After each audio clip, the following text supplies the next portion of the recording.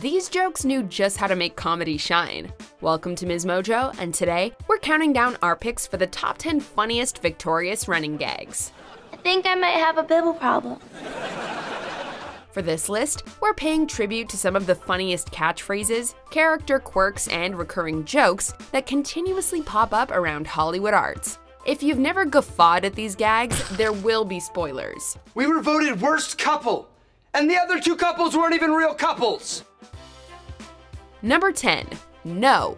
Whenever something annoying is about to happen, such as someone slurping their soup, Cat trying to hug her, or Cat just being Cat, Jade's first instinct is to cut them off by loudly screaming no. Yay, we're hanging out together! No! It's hard to tell what makes this joke so funny. How loudly Jade can project her anger, or how the most innocent thing provokes this deafening outburst. While her impulsive shouting is usually pretty effective, it doesn't stop someone from making the same mistake later on. I love Sesame Street. Sunny. No!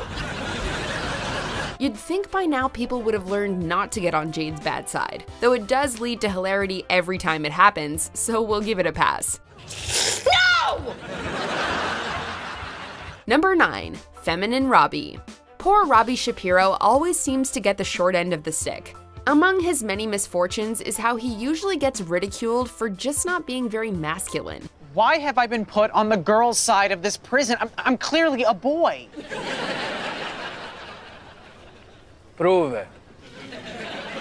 Not just because of his nerdy, wimpy personality, but because he also tends to show off his more feminine side, including but not limited to accidentally wearing women's jeans and publicly admitting to wearing male makeup. I use male makeup. You know, maybe you shouldn't tell so many people about that.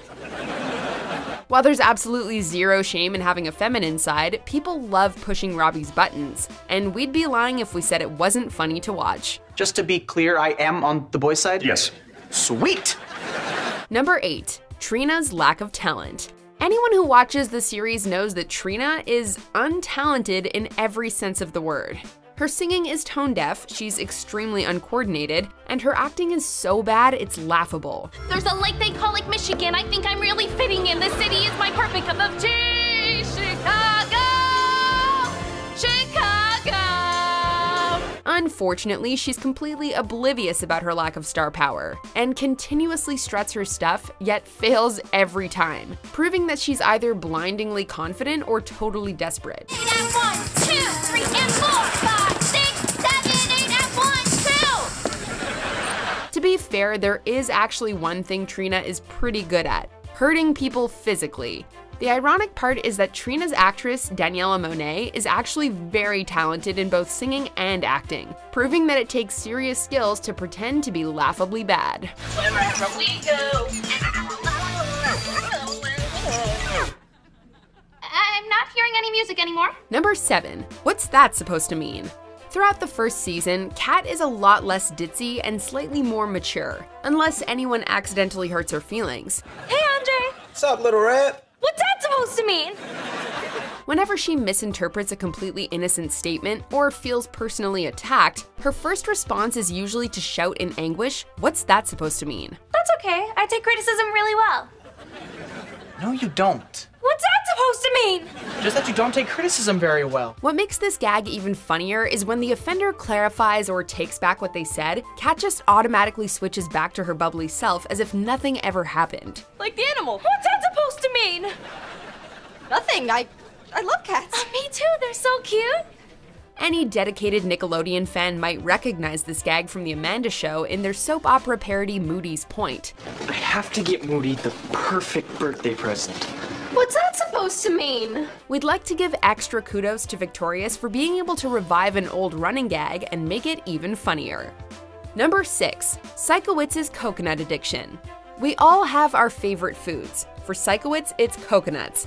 In nearly every episode, he can usually be seen carrying a coconut, almost always drinking the milk straight out of it. Where is my coconut milk? You drinking it? So am I. What makes this so funny? Apparently, coconut milk gives him visions like a hallucinogenic drug. I'd like you to have these 2 large coconuts. Wonderful. You know, their milk gives me visions. I've heard. This definitely sheds some light on his eccentric personality, given how often he drinks the stuff. He'll even drink out of a coconut that's rotten to the core. Hello, Trina. Oh, that's a funky taste. Thankfully, aside from the hallucinations, the drinks don't seem to have any negative side effects, unless you count Sikowitz getting a vision so trippy that he'd allow someone as untalented as Trina to attend Hollywood Arts. Oops. I think this coconut milk is affecting me. Oh, yes. Number 5. No one likes you. Don't you just love Jade's blunt honesty? Whenever Trina decides to tag along against the gang's wishes, Jade is always the one to tell Trina that no one likes her, loudly and without shame. I can't wait! No one likes you! To her credit, Trina can be irritating at the worst times, and has no right butting into the gang's business. Why did you invite me here? We did! You invited yourself! No one likes you! But Jade also doesn't have the greatest reputation, the only difference being that Jade takes her infamy in stride. Either way, it does make for another great example of Jade's rudeness played for laughs. Plus, it's kind of nice to see that there's someone she hates more than Tori. No one likes you! Number 4. Tori's perfect cheekbones. It's plain to see how Tori is as pretty as a pickle, but every once in a while, someone makes a comment about her most prominent features. Her cheekbones. Excuse me, but a lot of people think that I am talented. You? Oh, you are, and pretty as a pickle. Some have said that they're perfect little sugar plums, some call her cheekbones as a fitting nickname, and Kesha herself has even asked if they were real. Are those real cheekbones? Yeah. This is definitely one of the more innocent running gags, because it involves complimenting Tori with a quirky recurring throwaway comment. Plus, even we have to admit that anyone would be jealous of a near-perfect face like hers. Number 3. Andre's grandma. Sometime before the series even began, Andre's grandmother lost her mind and is now afraid of everything. Her own reflection, ceiling fans, and anyone she doesn't know. It's a never-ending list. Hello, may I don't know you! On top of that, the volume of her voice is always cranked up to 11. Seriously, Andre doesn't even need to put his phone on speaker for everyone to hear her. Andre! There's an emergency, Andre! Hey! Grandma! Andre! In every one of her appearances, she's either panicking over something new, shrieking at the top of her lungs, or both. While it is funny for us, it gets on Andre's nerves real fast. However, it turns out that her fear actually helps him with his songwriting. Ironic, isn't it? Again! Andre! Justin Bieber invited me to Jupiter! Number 2. Cat's Brother. Out of all of Cat's random anecdotes, none have been quite as highlighted as the many stories of her estranged off-screen brother. My brother got shot by a clown. Why? Because my brother kept poking him and saying, "What you gonna do about it, clown, huh?" Every story she recounts showcases some of his abnormal quirks, ranging from bizarre and questionable to straight up dangerous.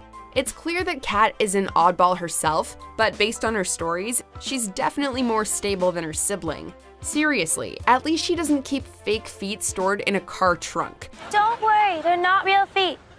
But why does your brother have a bag of fake feet in the trunk of his car? I'm not gonna lie, my brother's pretty weird. What's even scarier is that we never get to see him on screen. There's a throwaway line on Henry Danger suggesting that a villain, played by Ariana Grande's real-life sibling, is Cat's brother, but nothing has been confirmed. I used to hang out with Frankini's sister, but that's a long story. Before we unveil our number 1 pick, here are a few repetitive honorable mentions. You're adorable. Any guy would be lucky as cheese to go out with you. Thanks, Robbie, that's really sweet, but you don't know how guys think. What was wrong with my idea? No one wants to see a parade float called the Ladies of Northridge. Hey, Andre! We're your friends! Are you Remember Andy us? Samberg? No, I'm not Andy Samberg! Trina, can I leave and send the burgers? Oh, that is powerful! Excellent! And will you just look at that boy's hair? Look at his hair! Before we we continue, be sure to subscribe to our channel and ring the bell to get notified about our latest videos. You have the option to be notified for occasional videos or all of them. If you're on your phone, make sure you go into your settings and switch on notifications. Number 1. I don't talk like that. One of the biggest staples of Victorious is the ongoing rivalry between Tori and Jade. Jade's favorite and most recurring method of messing with Tori is her unflattering impression of her, where she gives Tori a faux Judy Garland voice. It shouldn't be that hard to find someone to put up the money. This annoys Tori to no end, and she always has to point out that she doesn't talk like that. Yet, oddly enough, no one else really backs her up on that. I talk nothing like that. Seriously, do I talk anything like that?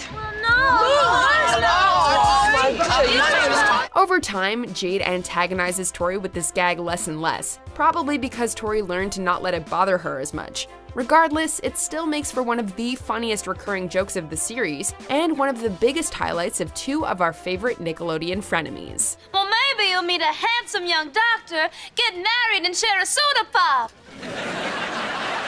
I don't talk like a movie star from the 1940s! Do you agree with our picks? Check out this other recent clip from MsMojo and be sure to subscribe and ring the bell to be notified about our latest videos.